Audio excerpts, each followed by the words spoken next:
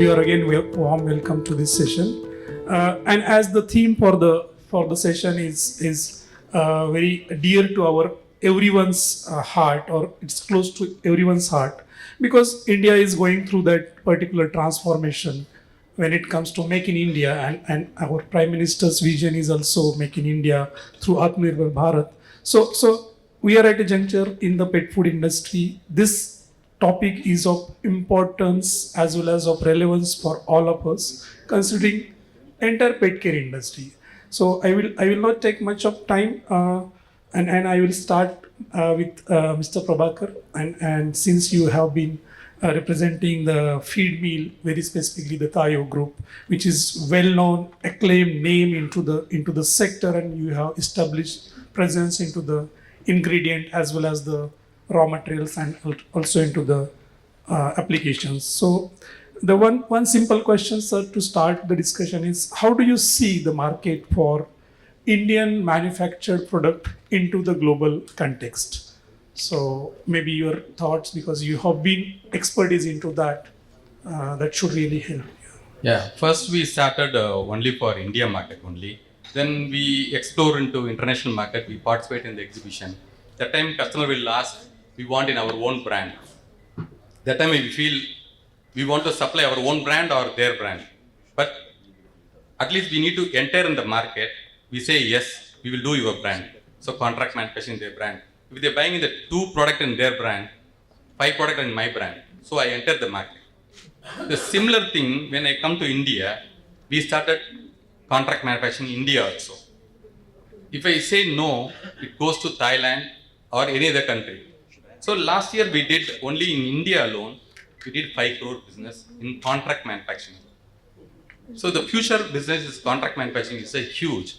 We are also going to support a lot of small entrepreneurs.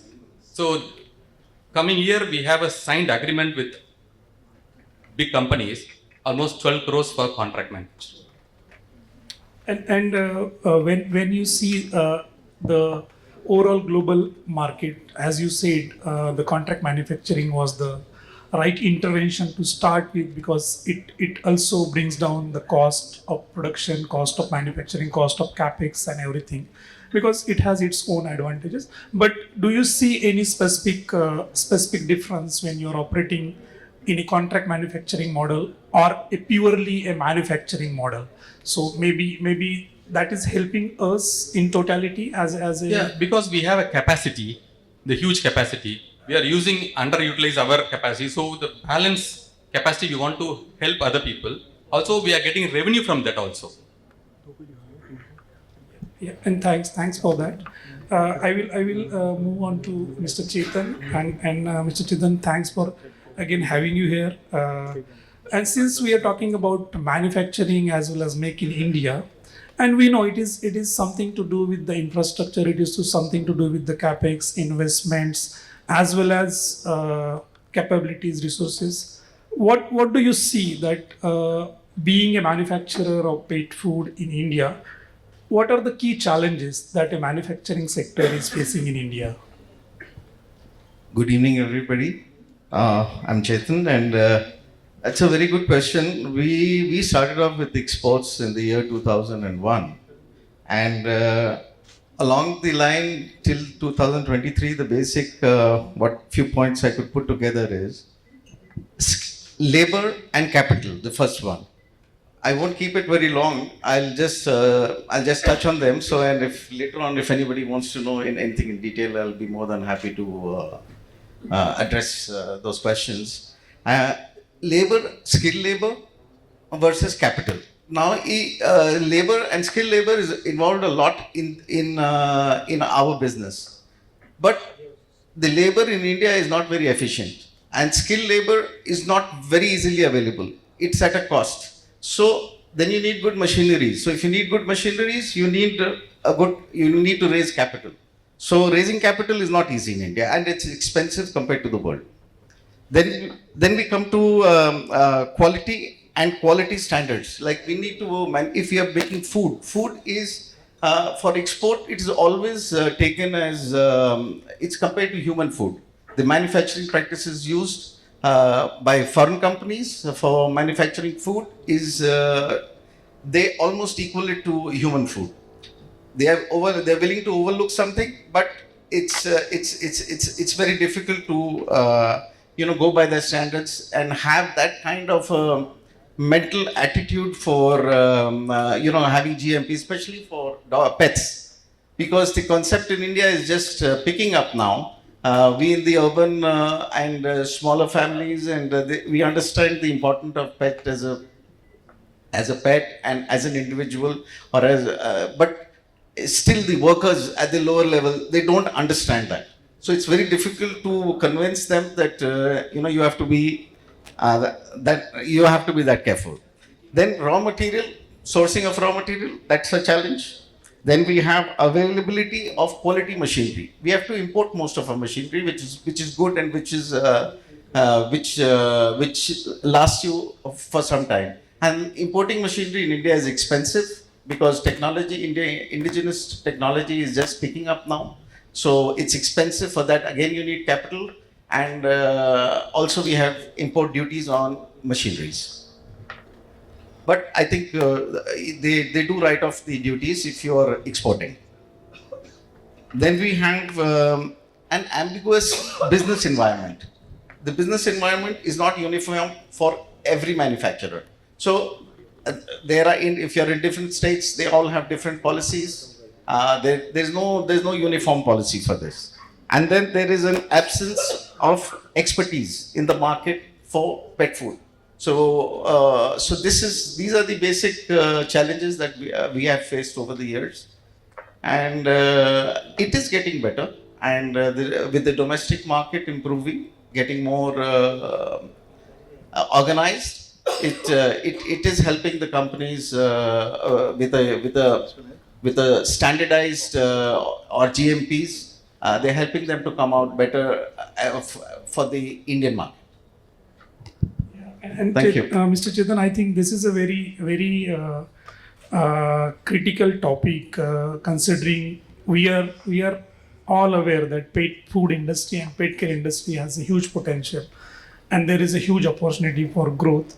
But right infrastructure, right investments, right resources, capabilities, having a unified regulations, having the standardized and harmonized approach, and also bringing the I would say taxation as one of the topic, because I think we have not spoken about that, but you spoke about import duties. Yeah. So I think these are all the key aspects which really need to be considered when it is about manufacturing the products in India, right? Yes. And in addition to that, of course, the skilled manpower, so to be the right sourcing, to be the right materials, methods, and technology.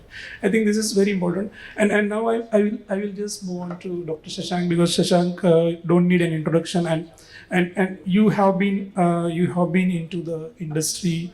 You being a veterinarian, you being a technical professional by qualification, and the brand which you are representing has made good inroads into the manufacturing segment, along with Mars, which is already present in India, be it Mars, be it Royal Canin. So my specific point here is, when you project as a manufacturing industry in India, what is it that government should really focus upon so that this entire sector is actually uplifted? So what are your thoughts? Because you have complete perspective on both the sides now, right? Good evening, all. This is one of the very close to the heart topic, Make in India, because I proudly say Drools is made as well as Make in India brand. Be it like government policies of Atmanirbhar Bharat and others also. But when we speak about two things which I like to touch upon, one is, as Chetan said, about manufacturing capabilities for the international markets, right? Touching upon skilled laborers for the international markets. Because when you jump into the international waters, you start competing not with Indian brands, but you start competing with the international, especially in our category, which is already so much influenced by Western products. American products or Chinese products available in the market, be it food or non-food items as well. But two things which, as an Indian manufacturer, as an Indian brand, which I, when I started working for exports, was very clearly to build up a credibility. When we saw all the products were coming imported in the country, we were the ones who started exporting it outside. It was started as to build the trust of the Indian customer to understand that the brand which is being exported from India will be good for the Indian consumers. That was one. Second, obviously, the revenues was getting generated. Very, very happy to announce that we have opened our 23rd country as exports, and we have just exported to New Zealand. So that's something which we feel really proud. The most stringent regulations available in Australia and New Zealand, where Drools is present today. So when we go there, the kind of questions being asked actually helped us to become a better manufacturer over the years. The kind of regulations they have, the kind of policies they want to see, be it labor, be it availability, the land, the water disposable, and we working with. So advantage one, that we build up a good brand value in Indian customers' mindset that the brand is getting exported from India. Second, we learn over the time working with these countries which are much ahead in the pet care line segment. As far as government support is concerned, I can tell you my first visit was to Indonesia to export Drools, and the pet shops and the channel partners told us India is famous for, it was way back in 2014. They said India is good for generic pharma and garments. Pet food, Europe, that's the way.